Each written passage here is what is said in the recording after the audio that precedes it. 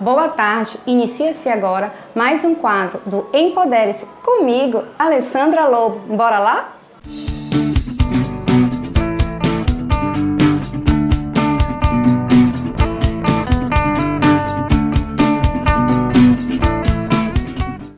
Muito boa tarde, nós estamos no mês de outubro e, como vocês sabem, é um mês de prevenção ao câncer de mama. É um assunto muito sério e que todos nós devemos ter prevenção, cuidado e respeito pelas pessoas que passam por uma situação como essa e que tem pessoas também na sua família. Vou ter hoje, aqui no quadro, duas pessoas especiais, a Alcidele e a Vanessa. Alcidele, fala um pouquinho pra gente como é que é a sua vida. Vanessa, também, muito obrigada por estarem aqui conosco. Um pouquinho, como era a vida de vocês antes de descobrirem que vocês estão com CA, né, o câncer? Boa tarde, sou a Alcidele. Bem, a minha vida antes do câncer era um pouco voltada para conseguir engravidar. Eu passei 7 anos da minha vida querendo um bebê, querendo gerar uma criança. E foi por conta disso que eu acabei tendo câncer, porque eu tinha problema hormonal, né? Desde os 15 anos eu tirei um nódulo da mama e como eu queria muito ser mãe, então eu insisti achando que nunca ia acontecer nada comigo, porque a gente nunca pensa que vai ter câncer, né? É uma doença séria. A gente sempre acha que é saudável e que não tem nada. Então, quando aconteceu que eu fui diagnosticada, deu uma reviravolta na minha vida. Né? Então, eu posso falar o antes e o depois. Tá? É isso. Bem, meu nome é Vanessa, tenho 43 anos e eu fui diagnosticada com câncer de 35 para 36 anos, durante a amamentação do meu filho caçula. Então, ele não tinha nem 1 ano quando eu recebi o diagnóstico, né?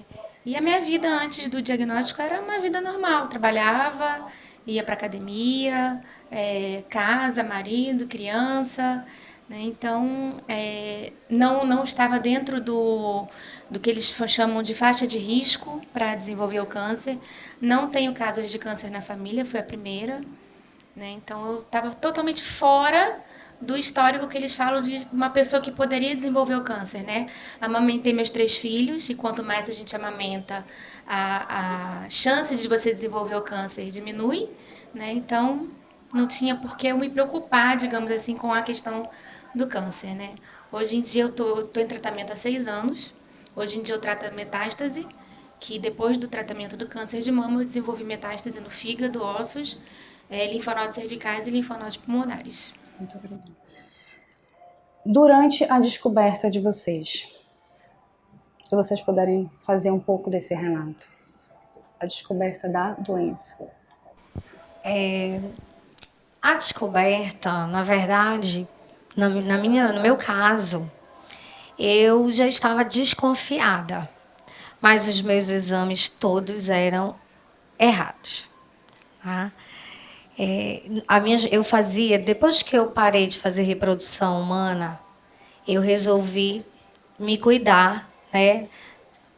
Fazer mamografia de 6 em 6 meses. Como eu falei, eu tinha problema hormonal. Desde meus 15 anos já tinha tirado o nódulo da mama esquerda. Benigno, mas era um tamanho muito grande. Né? E, então, ao parar com a reprodução humana, foi só fazendo a prevenção de mamografia, ultrassom da mama, né? E fazendo a transvaginal, os exames normais que a gente faz as nossas prevenções com o ginecologista e com o mastologista.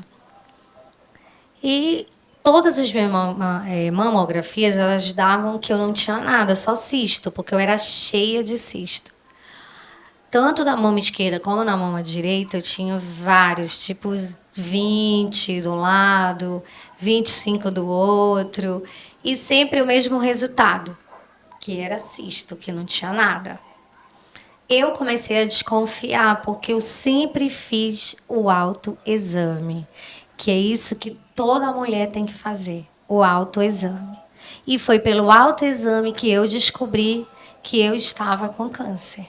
Eu não achava que era câncer, lógico, eu não tinha exame em mãos. Mas eu procurei o meu médico com a minha mamografia, que eu tinha feito há 4 meses, né? E disse para ele: esse resultado está errado, porque eu faço autoexame e eu sinto que eu tenho um nódulo que está desenvolvendo. E que não é cisto, é um nódulo. Então eu quero investigar, porque eu estou sentindo, eu não me sinto bem. Então eu já desconfiava. Inclusive, antes mesmo de ser diagnosticada, eu tinha comentado com meu marido que eu achava que eu estava com câncer. Mas ele não acreditou e ninguém acreditava em mim.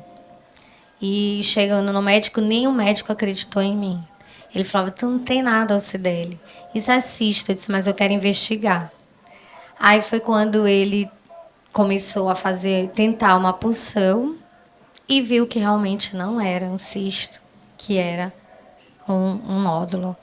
E não quis me dizer, mas era já tumor, né? Que ele tinha percebido, médicos sabem.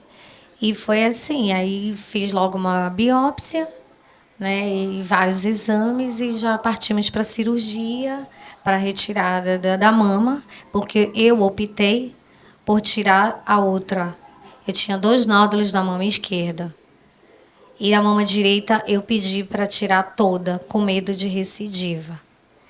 Mas, assim, no primeiro momento, é uma coisa desconhecida para você. Você não sabe o que vem pela frente. Quimioterapia era considerado um bicho-papão, porque antigamente não era feito um exame para saber qual o seu tipo de câncer. Então, fazia uma quimioterapia bem pesada para todos os tipos de câncer. Hoje, não. Graças a Deus, desde quando eu fui diagnosticada, você faz o exame para saber qual é o seu tipo e você faz uma quimioterapia só para o seu tipo de câncer. Então, tudo isso foi explicado para mim, pela minha médica, e eu digo: vou enfrentar. Ela não vai me vencer, eu que vou vencê-la.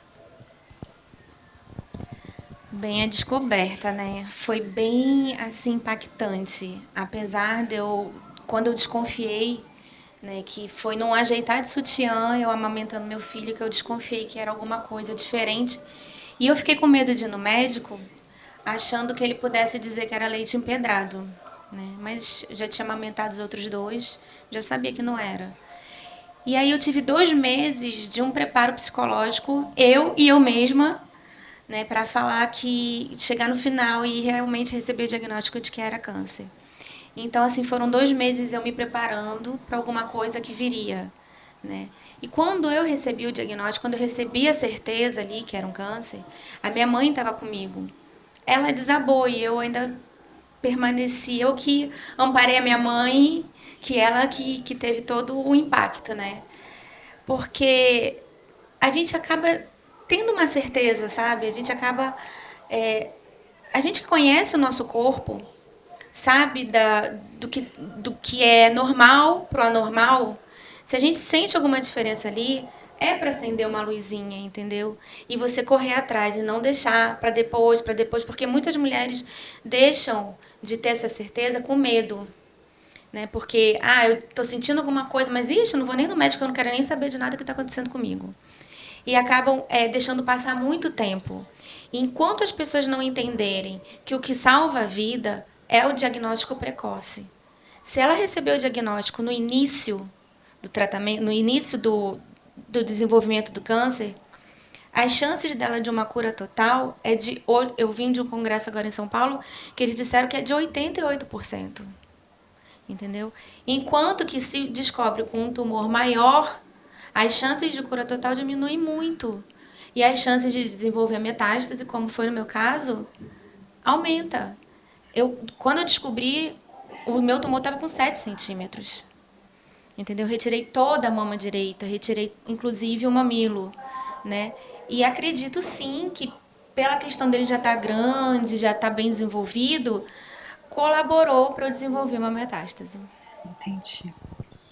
Vocês já falaram do tratamento de uma forma muito geral.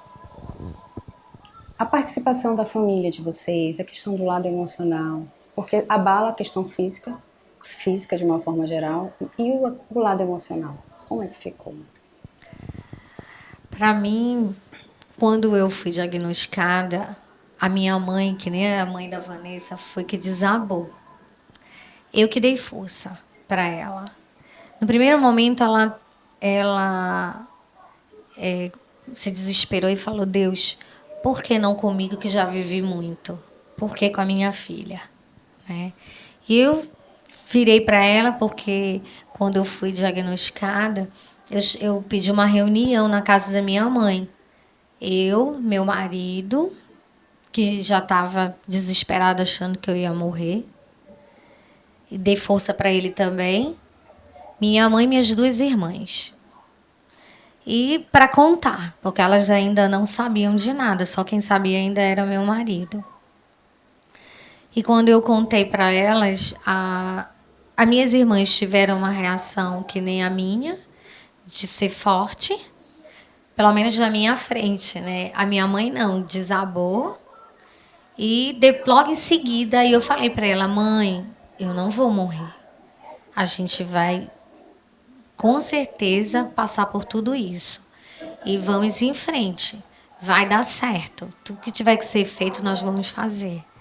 E ela, se não diga isso, porque se tiver que se chegou a minha hora, é porque Deus me quer do lado dele e não a senhora. Foi o que eu respondi para ela.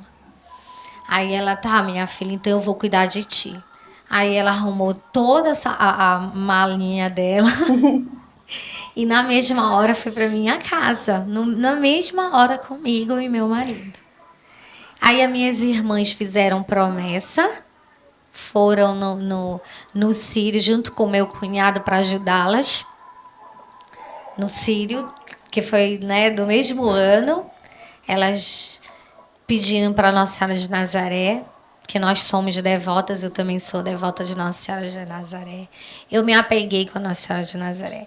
Eu não vou falar que é fácil, não é fácil. A gente tem que ter uma força, buscar uma força interior mesmo. Aquela fé que você acha que não tem e que você vai, sabe, em busca. E foi dessa forma. No início eu tive que procurar um psicólogo, né? Porque você acha que vai morrer, então você fica com um sentimento, né, um pouco assim, o emocional abalado. Mas eu dei força, eu busquei força para tudo, para minha família, sabe, para mim. Então foi isso, foi a fé que me fez seguir em frente e querer estar viva. Então, a questão do emocional mexe demais com a gente. Isso não é fácil você receber um diagnóstico de que tua vida depende daquele tratamento, né? Uma corrida contra o tempo. Eu lembro perfeitamente que o primeiro médico que eu fui, ele falou assim: Vanessa, é uma corrida contra o tempo que a gente está agora. E eu preciso que você colabore comigo.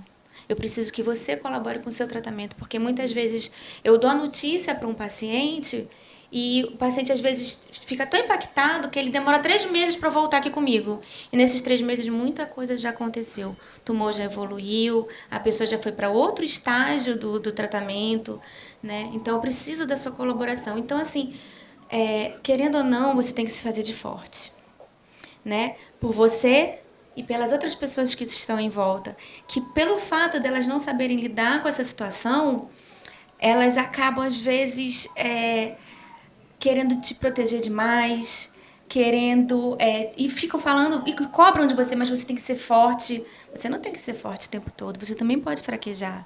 Só que a cobrança externa para você ser forte é tão grande que você acaba vestindo uma armadura que você não tem. Entendeu? Então, assim, é muito complicado você se manter ali forte o tempo todo. Para você e para as outras pessoas. E principalmente quando tem criança no meio. Né? Porque tudo que eu fazia era para que eles não vissem o meu medo, a minha tristeza, a minha angústia. Né? Eu tinha que me manter ali. Ia chorar no chuveiro sozinha, para os outros não. Até porque se eu chorasse, eu falasse, não chora, você vai passar, você vai conseguir. E não é isso que a gente precisa ouvir. Basta assim, tô aqui do teu lado, só isso. Entendeu? Então, assim, tem que ter um trabalho psicológico muito grande. Eu confesso para vocês, eu cheguei aí pro psicólogo, mas depois eu nunca me dei bem com psicólogo, sabe? Eu não sei porque, nunca não... E aí foi aí que eu resolvi abrir, expor realmente a minha vida, quando eu resolvi criar a página, que ali é como se eu estivesse falando só para mim, mas na verdade eu aproveitava e dava o boletim logo para todo mundo que queria saber. E ali eu colocava tudo que estava acontecendo comigo, como eu estava me sentindo, e isso me ajudou muito a seguir e não fraquejar. Eu posso complementar? Que eu falei mais da minha mãe, das minhas irmãs, mas o meu marido foi fundamental. Fundamental. Até hoje ele é um parceirão. É uma pessoa.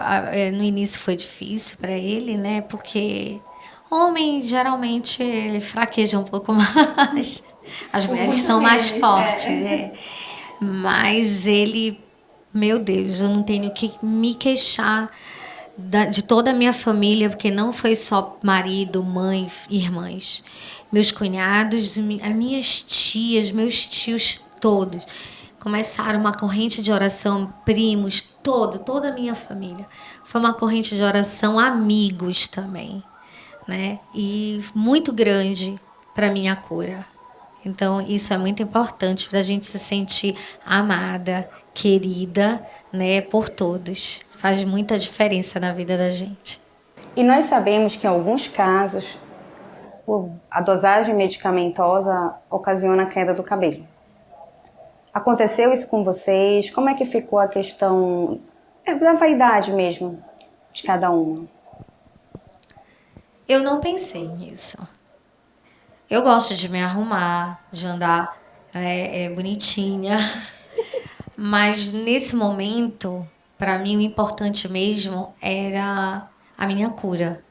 Então, quando eu ia para a quimioterapia, eu ia só pensando em que aquela medicação reagisse no meu organismo.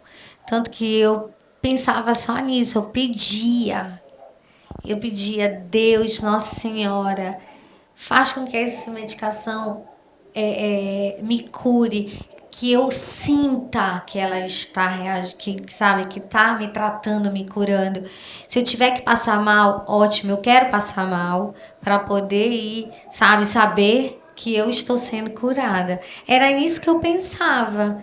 Mas lógico que quando eu saía com meu marido, com a minha mãe, que às vezes eu não aguentava ficar dentro de casa e eu pedia, me leva para passear de carro, para eu ver gente. A gente dava uma volta, né? Porque a médica pedia para eu não ir para lugares fechados, para eu não pegar infecção, porque a gente fica com baixa imunidade.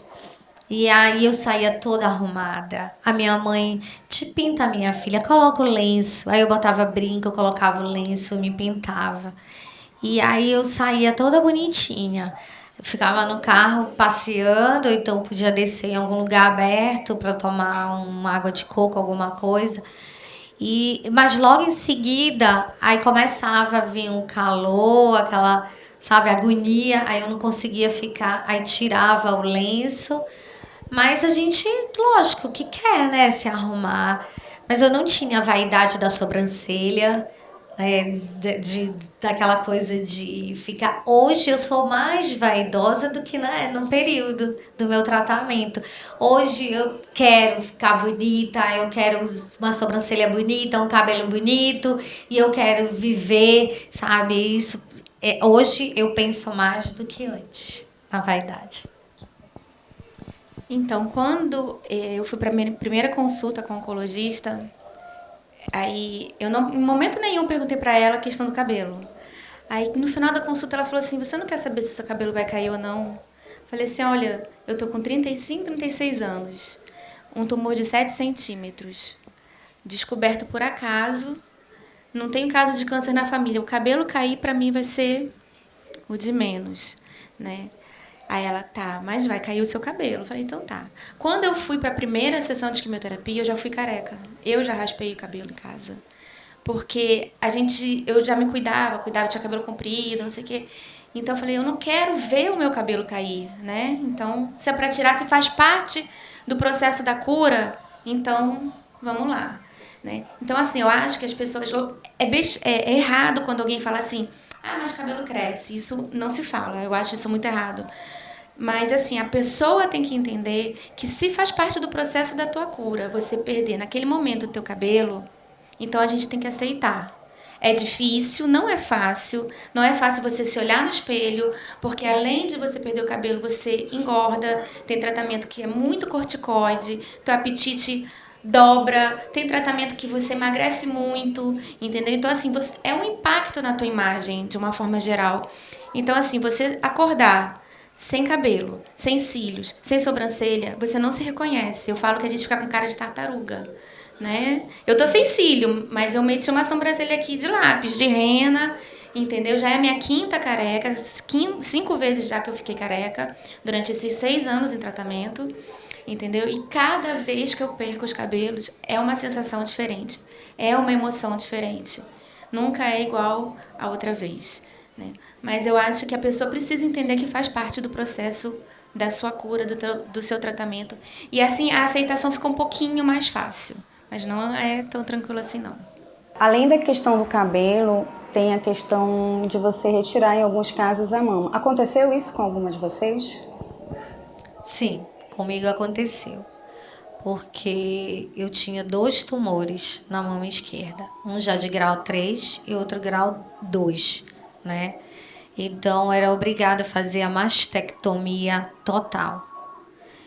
E a mama direita foi uma decisão minha junto com o meu médico, com medo de ter recidiva. Então, eu tirei também toda a mama direita.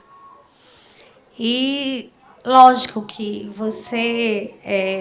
a perda da mama para a mulher é muito complicado, porque é a feminilidade, né? A gente, o colo, né, daqui é bonito, a gente gosta, né, de colocar um decote e mostrar o nosso colo.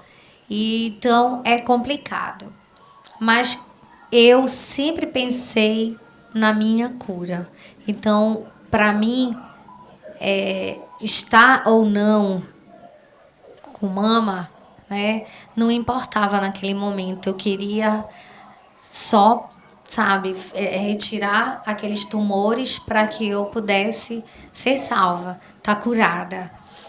Mas eu, graças a Deus, como eu tive condições de pagar um cirurgião plástico, então eu não tive a sensação de não ter mama, porque eu fiz a mastectomia total e na mesma cirurgia a reconstrução da mama. Foi colocado a prótese. Então eu saí da sala de cirurgia já com a prótese. Então, mas é muito ruim para aquelas mulheres que não conseguem, né, colocar a prótese no momento em que faz a mastectomia. E muitas delas ficam sem mama. E para encerrar, meninas, tchau, obrigada. Bora dar um tchau. Previna-se, hein? Esse é um assunto muito sério. Tem que continuar a ser abordado, independente do mês. E como a Vanessa e a Alcideli falaram aqui pra gente, você tem que, além de dar um apoio emocional, você tem que procurar ser empático. O que é isso? É tentar se colocar no lugar do outro. Você não tem que dizer isso vai passar. Não, eu tô aqui com você. Faça uma escuta ativa. Esteja disposto, de coração aberto, para auxiliar essa pessoa no que essa pessoa precisar. É difícil? É. Mas nós estamos hoje com 2 pessoas que superaram cada dificuldade, com fé, com amor, com a família, acreditando na sua cura, na sua superação e em viver cada dia mais o tempo que for preciso, o tempo que der, que Deus permitir, ao lado das pessoas que amam. Eu não sei se vocês sabem, eu tenho Tive 3 pessoas na família que faleceram de câncer. E, como eu disse, esse assunto para mim é um assunto muito sério. Cada pessoa reage de uma maneira. Quando nós fizemos a escolha dessas convidadas, que vão lá e dizem: doença, você tá aí, mas eu sou mais forte do que você. Eu tô aqui para superar. E dentro desses 3 casos, teve uma tia minha que escondeu e morreu sem tratamento, sem nada, porque ela preferiu esconder isso da família. Uma outra pessoa não fez o tratamento e vivia reclamando da vida, que aquilo não acontecia. E um outro buscou o tratamento e prolongou a sua vida, teve mais perto da sua família, da sua neta e vivia como se não tivesse. Claro, seguindo todas as recomendações médicas. Escolha você qual é o melhor caminho a seguir. Eu acredito que é enfrentar qualquer obstáculo. Pode ser uma doença ou qualquer situação da sua vida. Continue nos acompanhando aqui no nosso link. Até já, muito obrigada.